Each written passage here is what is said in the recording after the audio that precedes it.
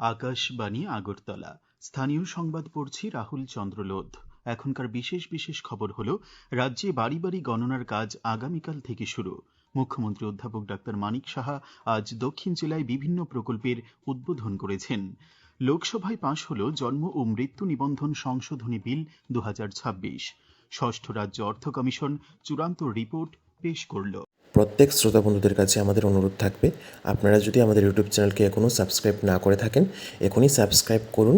কারণ কেন আমরা আপনাদের জন্য নিয়ে আসছি প্রত্যেক দিনের আকাশবাণী আগরতলা বাংলা সংবাদ, এবং সেই সংবাদটি পাওয়ার জন্য আপনারা এখনই আমাদের ইউটিউব চ্যানেলকে সাবস্ক্রাইব করুন। এবারে বিস্তারিত সংবাদ। রাজ্যে জনগণনার প্রথম পর্যায়ের দ্বিতীয় ধাপে আগামীকাল থেকে শুরু হবে বাড়ি বাড়ি গণনার কাজ। তা চলবে আগামী 30শে আগস্ট পর্যন্ত। আজ রাত 12টায় শেষ হচ্ছে স্বগণনার কাজ। জনগণনা দপ্তরের অধিকর্তা রতন বিশ্বাস আজ আগরতলায় সাংবাদিক সম্মেলনে এই কথা জানান। তিনি জানান, গত 17 জুলাই থেকে স্বগণনার কাজ শুরু হয়েছিল। আজ বিকেল পর্যন্ত 50,000 পরিবার অনলাইন পোর্টাল ac.census.gov.in এর মাধ্যমে স্বগণনায় অংশ নিয়েছে। শ্রী বিশ্বাস আরও জানান, দেশে এই প্রথম সম্পূর্ণ ডিজিটাল জনগণনা, যেখানে মোবাইল অ্যাপ্লিকেশন এবং ওয়েব ভিত্তিক মনিটরিং ব্যবস্থার মাধ্যমে তথ্য সংগ্রহ, যাচাই এবং তদারকি করা হচ্ছে। রাজ্যে জনগণনার দ্বিতীয় পর্যায় 2027 সালের ফেব্রুয়ারি মাসে শুরু হবে। মুখ্যমন্ত্রী অধ্যাপক ডাক্তার মানিক সাহা আজ দক্ষিণ জেলার সাব্রুম ও শান্তিরবাজার মহকুমায় 24টি প্রকল্পের উদ্বোধন এবং 11টি প্রকল্পের ভিত্তিপ্রস্তর স্থাপন করেন। এই উপলক্ষে শান্তিরবাজারে পিএমশ্রী তৈকর্ম দ্বাদশ স্কুলে আয়োজিত অনুষ্ঠানে বক্তব্য রাখতে গিয়ে মুখ্যমন্ত্রী বলেন, গত 8 বছরে রাজ্যের গ্রামীণ এলাকার প্রভূত উন্নতি হয়েছে এবং জনগণের মাথা পিছু আয় বেড়েছে। রাজ্যে প্রধানমন্ত্রী আবাস যোজনা, আয়ুষ্মান ভারত, ধরতি আভা সহ বিভিন্ন কেন্দ্রীয় প্রকল্পগুলির সফল বাস্তবায়ন নিয়ে মুখ্যমন্ত্রী বিস্তারিত উল্লেখ করেন।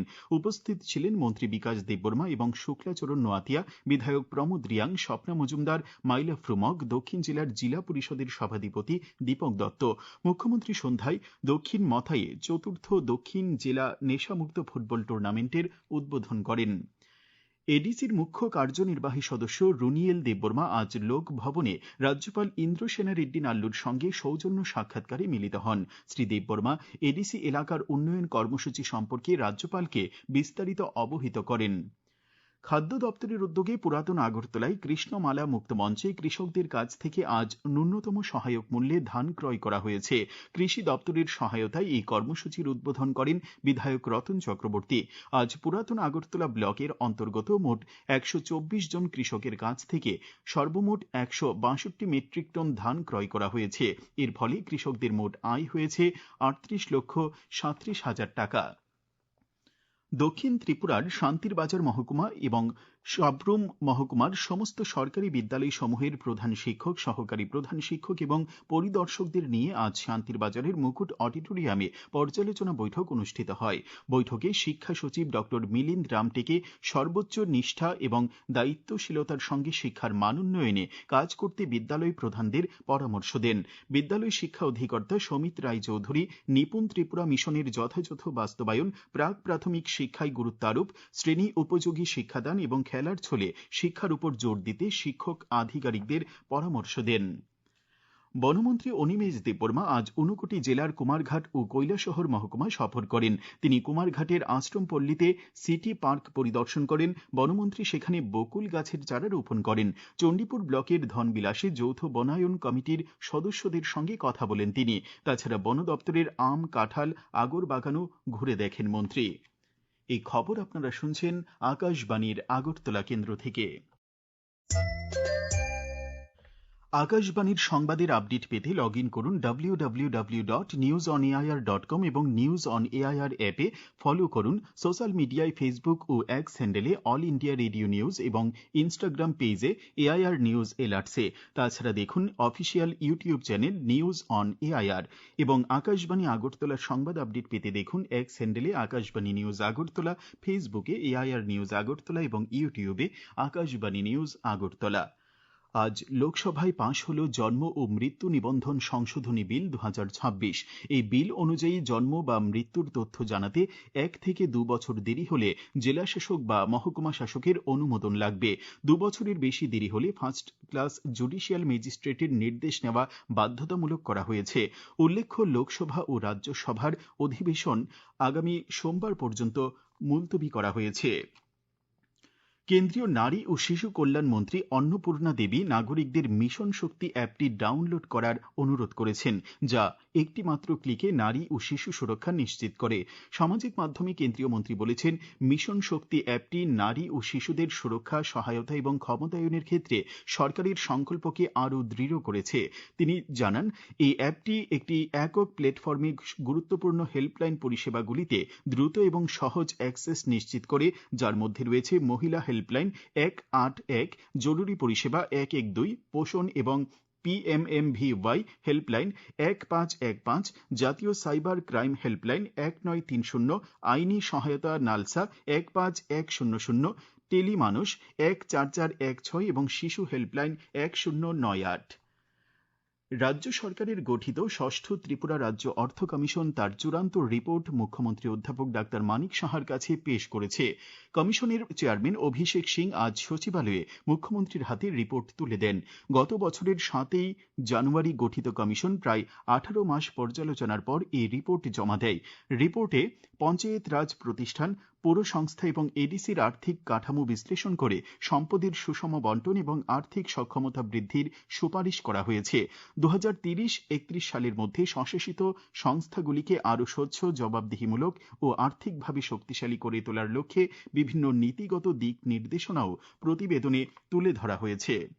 এনএফ রেলওয়ের লামডিং বদরপুর সেকশনের অধীন নিউ হারিঙ্গাজাও স্টেশনে ক্ষতিগ্রস্ত দুটি রেল লাইনে মেরামতের কাজ চলছে। এই পরিপ্রেক্ষিতে ৩ নম্বর লাইন দিয়ে ধীরে ট্রেন চলাচল করছে। উদ্ভূত পরিস্থিতিতে কিছু ট্রেনের যাত্রা বাতিল করা হয়েছে এবং কিছু ট্রেনের যাত্রার সময়সূচি পরিবর্তন করা হয়েছে। এনএফ রেলওয়ের পক্ষ থেকে আজ জানানো হয়েছে, ১৫৬৫০ নারিঙ্গি আগরতলা এক্সপ্রেস আগামীকাল নারিঙ্গি থেকে রাত 10:30টায় আগরতলার উদ্দেশ্যে রওনা হবে। ১৫৬৪৯ আগরতলা নারিঙ্গি এক্সপ্রেস আগামীকাল আগরতলা থেকে রাত 11:30টায় নারিঙ্গির উদ্দেশ্যে রওনা হবে। তাছাড়া ১৫৬২৬ আগরতলা দেওঘর এক্সপ্রেস আগামীকাল রাত 11টায় আগরতলা থেকে দেওঘরের উদ্দেশ্যে রওনা হবে। অটল বয় অভ্যুদয় যোজনায় প্রবীণ নাগরিকদের সামাজিক ও আর্থিক নিরাপত্তার লক্ষ্যে আজ সিপাহীজলা জেলার চরিলামে লীলাবতী স্মৃতি কমিউনিটি হলে এক সচেতনতামূলক কর্মসূচি অনুষ্ঠিত হয়।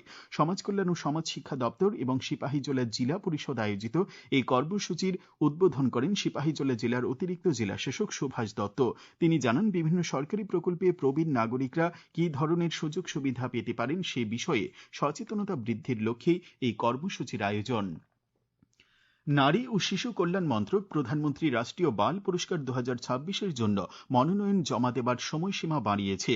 মনোনয়ন জমা দেবার শেষ তারিখ আজ থেকে বাড়িয়ে ১৫ই আগস্ট ২০২৬ পর্যন্ত করা হয়েছে।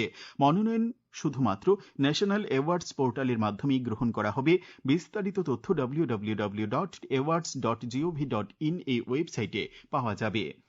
প্রধানমন্ত্রী নরেন্দ্র মোদী সামাজিক মাধ্যমে ভিডিও বার্তায় বলেছেন, গত কয়েক দশক ধরে প্রতিটি রাজ্য সরকার এবং কেন্দ্রীয় সরকার প্রশ্নপত্র ফাঁসের সমস্যার সম্মুখীন হয়েছে, যা শিক্ষার্থীদের ভবিষ্যৎকে ঝুঁকির মুখে ফেলেছে। তিনি বলেন, এই পরিস্থিতির কথা মাথায় রেখে কঠোর আইনি বিধান সম্বলিত একটি বিল সংসদে পাস হয়েছে। আগামী অক্টোবর মাসে ভারতের সিনিয়র ফুটবল দল ব্রাজিল সিনিয়র দলের সঙ্গে একটি প্রীতি ম্যাচ খেলবে। আগামী ৩রা অক্টোবর কলকাতার সল্টলেক স্টেডিয়ামে সর্বভারতীয় ফুটবল ফেডারেশনের ব্যবস্থাপনায় ম্যাচটি অনুষ্ঠিত হতে চলছে। অন্যদিকে আজারবাইজানে অনূর্ধ্ব-17 বিশ্ব কুস্তি চ্যাম্পিয়নশিপে 3টি পদক পেল ভারত। 57 কেজি বিভাগে নিকিতা শেরাওয়াত রৌপ্য পদক জয় করেছেন। 49 কেজি বিভাগে ব্রোঞ্জ পদক পেয়েছেন কামনা বাবাল। 73 কেজি বিভাগে ব্রোঞ্জ পদক পেয়েছেন গরিমা।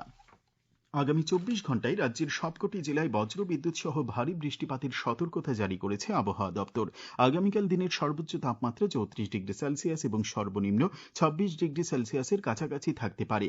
আজ দিনের সর্বোচ্চ তাপমাত্রা ছিল 34.6 ডিগ্রি সেলসিয়াস এবং সর্বনিম্ন 26.8 ডিগ্রি সেলসিয়াস। বিকেল 5:30 পর্যন্ত বৃষ্টি হয়েছে 17.4 মিলিমিটার। শেষ করার আগে খবরের বিশেষ অংশগুলি আরেকবার পড়ছি। রাজ্যে বাড়ি বাড়ি গণনার কাজ আগামীকাল থেকে শুরু। মুখ্যমন্ত্রী অধ্যাপক ডাক্তার মানিক সাহা আজ দক্ষিণ জেলায় বিভিন্ন প্রকল্পের উদ্বোধন করেছেন। লোকসভায় পাশ হল জন্ম ও মৃত্যু নিবন্ধন সংশোধনী বিল 2026। ষষ্ঠ রাজ্য অর্থ কমিশন চূড়ান্ত রিপোর্ট পেশ করল। স্থানীয় সংবাদ আজকের মতো এখানেই শেষ হলো। পরবর্তী বাংলা স্থানীয় সংবাদ প্রচারিত হবে আগামীকাল সকাল 7:35 মিনিটে।